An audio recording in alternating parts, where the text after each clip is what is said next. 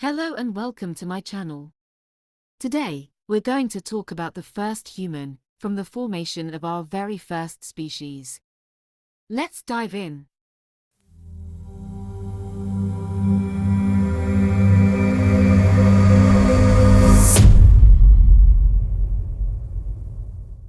When all living beings were small, when we think about how humans came into existence, we first need to understand that nearly every living organism has evolved from something else. This is what we call the theory of evolution.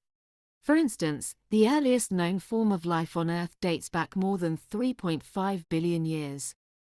Early life existed as tiny microbes that lived underwater in a world very different from the one we know today.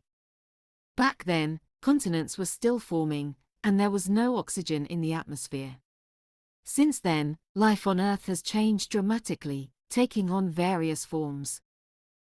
In fact, for around a billion years during nearly half of Earth's history, from 1.8 billion to 800 million years ago, life on Earth was nothing more than a vast layer of sludge.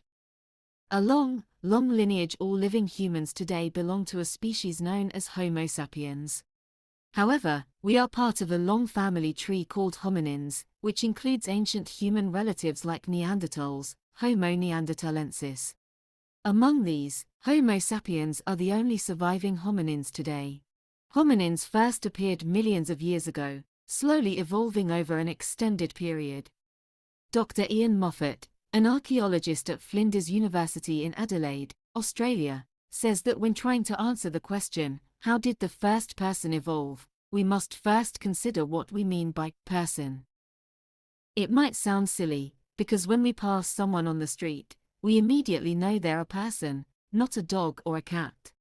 However, the difference between us humans and our early ancestor Lucy, more about Lucy below, who lived over 100,000 generations ago, is far smaller than the difference between a person and a dog. This makes the question complex. To address this, Dr. Moffat offers two possible answers, letting us decide which one we find more convincing. Who was the first human, and how did they evolve? The first answer assumes that the first person was the very first member of our species, Homo sapiens. This individual looked just like you or me, but without an iPhone. The oldest known skeleton of our species, Homo sapiens, was discovered in Morocco and is approximately 300,000 years old. This ancestor of ours likely lived alongside other members of the human family, including Neanderthals and Denisovans. For a long time, archaeologists have debated what sets us apart from these other ancient human species. The answer likely lies in our brains. It is believed that Homo sapiens, or modern humans, are the only species capable of activities such as creating art and language, though recent discoveries suggest Neanderthals might also have been artists. It's hard to determine why Homo sapiens survived while the rest of the hominin family didn't. However, creativity, the kind that led to the extraordinary cave paintings in early sites in France and Indonesia, has helped archaeologists decipher the mysteries of the past 100,000 years. Who was the first human, and how did they evolve? Old Lucy. Another way to answer the question is to assume the first person was the first hominin to diverge from the broader human family, which includes chimpanzees and gorillas.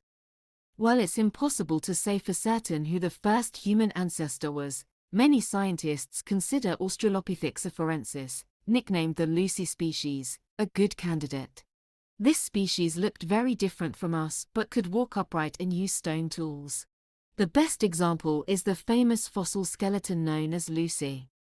When Lucy lived, around 3.18 million years ago, she was covered in hair. Her bones suggest she was an adult when she died, but her height was likely comparable to a modern 7-year-old child. Her skeleton was found in Africa, and while it is one of the most complete ancient hominin fossils ever discovered, it is still incomplete. This makes identifying the first person challenging. Why it's hard to define the first human. Most fossils from Lucy's era are incomplete. Archaeologists often have only a handful of bones from each extinct species to study. That's why every new discovery in archaeology is so exciting. Each new fossil gives archaeologists and researchers a fresh chance to piece together the puzzle of the human family tree. Thank you for watching this video. Until next time, goodbye.